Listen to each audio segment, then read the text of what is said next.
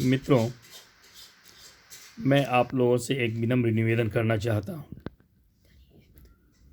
यदि आप लोगों को अच्छा लगे तो थोड़ा ध्यान से सुनिएगा और इसे अपने जीवन में अमल में लाने की कोशिश कीजिएगा। फिर आप देखेंगे कि आप कितना आनंदमयी जीवन को व्यतीत करते हैं। आपकी जीवन जीने की शैली बदल जाएगी अगर आप इस प्रकार से अमल में लाते हैं तो। मित्रों, 14 फरवरी भारतीय संस्कृति को चूर चूर नस्ते-नाबूद करने के लिए, पाश्चात्य संस्कृति को बढ़ावा देने के लिए वैलेंटाइन डे के रूप में मनाया जाता है।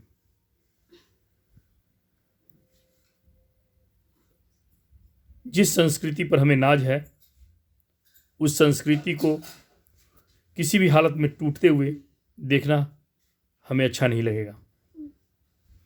और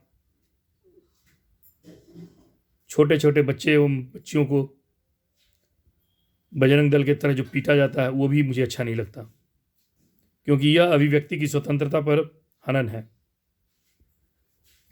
हमें चाहिए अपनी परंपरा को बढ़ावा देना, ना बल्कि दूसरे के परंपरा को तोड़ने की कोशिश करना। हमें अपनी परंपरा को बढ़ावा देने के लिए, अपनी परंपरा को बचाने के लिए हमें बच्चों को बचपन में ही बीज डालना पड़ेगा।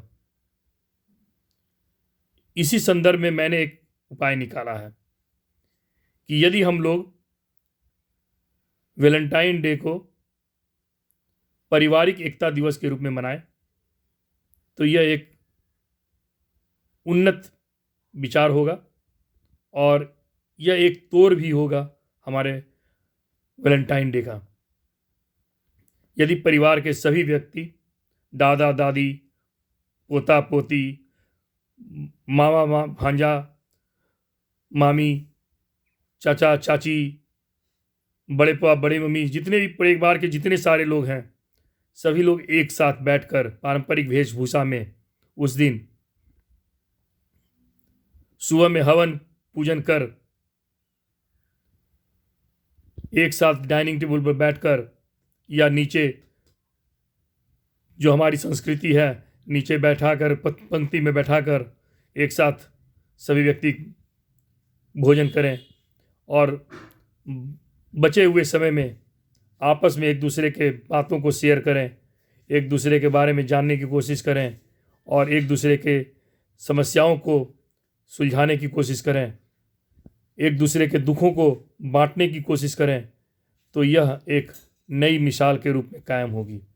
और हमें लगता है कि इस प्रकार वैलेंटाइन डे, जो हमारी पाश्चात्य संस्कृति, जो हमारे भारतीय संस्कृति को तोड़ मरोड़ करने की आई है, वो हम लोग उसका एक अच्छा अपॉर्चुनिटी, अवसर के रूप में हम लोग इसको देखें और इसको अपने अवसर के रूप में इसको निकालते हुए इसका हम लोग फ़ायदा उठाएं।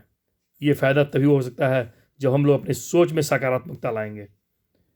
मित्रों, मैं समझता हूं कि आप मेरी बात को समझ रहे हैं। मैं जो बोल रहा हूं उससे ज़्यादा आप लोग समझते हैं, इसलिए आप अपनी तरह से इसको व्याख्या करें और अपनी तरह से इसको सफल बनाने की कोशिश करें।